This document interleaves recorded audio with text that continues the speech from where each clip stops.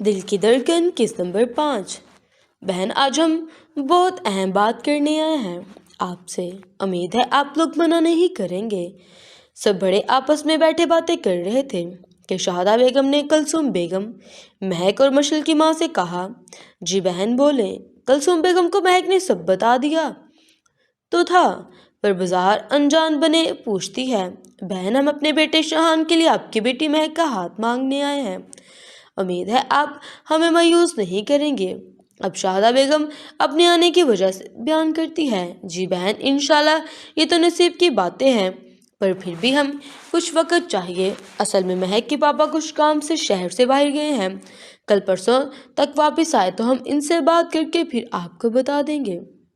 कुलसूम बेगम को तो रिश्ता अच्छा लगा था और बेटी की खुशी भी इसी में थी, पर फिर भी अपने शौहर के मशवरे के बगैर वो कोई फैसला नहीं ले सकती थी, इसलिए कुछ वक्त मांग लिया। जी ठीक है बहन, वैसे भी बेटियों के मामले में जल्दबाजी नहीं करनी चाहिए, बल्कि देखभाल करके रिश्ता करना चाहिए। अब के शाहद साहब भी गुफ्तगू में हिस्सा लिया था। चले फिर हम चलते हैं, आप लोग मशवरा करके फिर हमें बता दीजिएगा। थोड़ी देर और बातचीत के बाद शफीक साहब ने जाने की इजाज़त मांगी और सब लोग मिलकर चल दिए। वैसे जो बात है शाहदा शाहान को पसंद को दाद देनी पड़ेगी। सब लोग वापस घर आके आपस में बात कर रहे थे। सना बेगम ने कहा, वाकई भाभी लड़की तो शाहान से भी बहुत अच्छी पसंद की है, बस अल्लाह करे जल्दी से वो हाँ कर दे।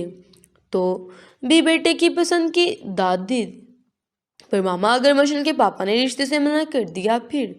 वैसे भी वो कुछ रूड नेचर के हैं। हया जो कब से चुप करके उनकी बातें सुन रही थी, आखिर अपने दिल में आया डर बयान कर दिया। अच्छा, बस किसी के लिए भी ऐसा नहीं बोलते, बस दुआ करो अल्लाह सब बेहतर करेगा। अगर ये दोनों एक दूसरे के नसीब में हुए तो कोई कितनी भी मुखालफत क्यों ना करे, ये दोनों एक हो जाएंगे। शफीक साहब ने हया की बात पर उसे समझाते कहा, जिस पर सब ने जेर लब बेशक किया। अच्छा हया, सलार जाओ तुम दोनों, जाके सो जाओ, कल यूनिवर्सिटी जाना है ना तुमने दोनों ने। शादा बेगम हया और सलार को याद दिलाती है, जिस पर हया और सलार दोनों सबको गुड नाइट बोलकर जल्दी ऊपर सोने चले जाते हैं, वरना फिर सुबह उनकी आंख नहीं खुलती। पीछे बाकी सब भी थोड़ी देर इधर उधर की बातें करते अपने अपने कमरे में सोने के लिए चले जाते हैं। सुबह या की आंखें फजर के वक्त खुलती हैं। नमाज पढ़कर वो कुरान पाक की तिलावत करती हैं। तिलावत करने के बाद वो दोबारा सोने का इरादा दर करके नीचे चली जाती है। अगर वो सो जाती तो फिर यूनिवर्सिटी के लिए उसकी आंख नहीं खुलती। नीचे आके वो अपना पसंदीदा काम, पौधों को पानी देना, कर रही होती है कि उसे गेट से शहीर अंदर आता दिखाई देता है। शहीर भी उसे देखकर उसके पास चला जाता है। गुड मॉर्निंग कज़न, कैसी हो? शहीर उसके पास आके उसका हालचाल पूछता है।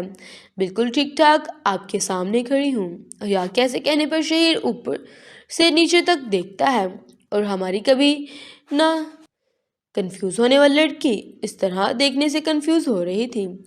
ऐसे क्या देख रहे हैं? या उसके इस तरह देखने पर पूछती है। देख रहा था कि पक्का ठीक ठाक हो या नहीं, पर सच बताओ मुझे बिल्कुल ठीक नहीं लग रही। शहीर के इस तरह कहने से हया सवालिया नजरों से देखती है कि वो तो बिल्कुल ठीक है, क्या मतलब है मैं तो बिल्कुल ठीक हूँ? हया ना समझी से पूछती है, अच्छा फिर तुम्हारे दिल की धड़कन क्यों इतनी तेज चल रही है? मुझे यहाँ भी आवाज़ सुनाई दे रही है। शहीर अच्छे को लंबा खींच शरार से कहता है। उसे मजा आ रहा था हया को तंग करके। क्या मतलब? मेरी धड़कन तो नॉर्मल है, तुम्हारे कान बज रहे हैं। हया जल्दी जल्दी में कहती है, अच्छा मुझे यूनिवर्सिटी के लिए तैयार होना है। हया शहीर के चुप देखभाल बोल के चली जाती है, बाय बोलकर चली जाती है। पीछे शहीर हया की हालत पर हल्का सा मुस्कुरा देता है और सर झटक कर अंदर चला जाता है। जारी है। आप लोगों के नेक्स्ट के कमेंट की वजह से मेरा दिल बहुत खुश था, इसलिए मैंने आपके साथ ये एपिसोड शेयर किया। अगर रिस्पॉन्स अच्छा मिला तो सरप्राइज एपिसोड भी आपके साथ शेयर करूँगी और वो जल्द आपको मिलेगा। और वीडियो को ज़्यादा शेयर करें। अल्लाह हाफिज़।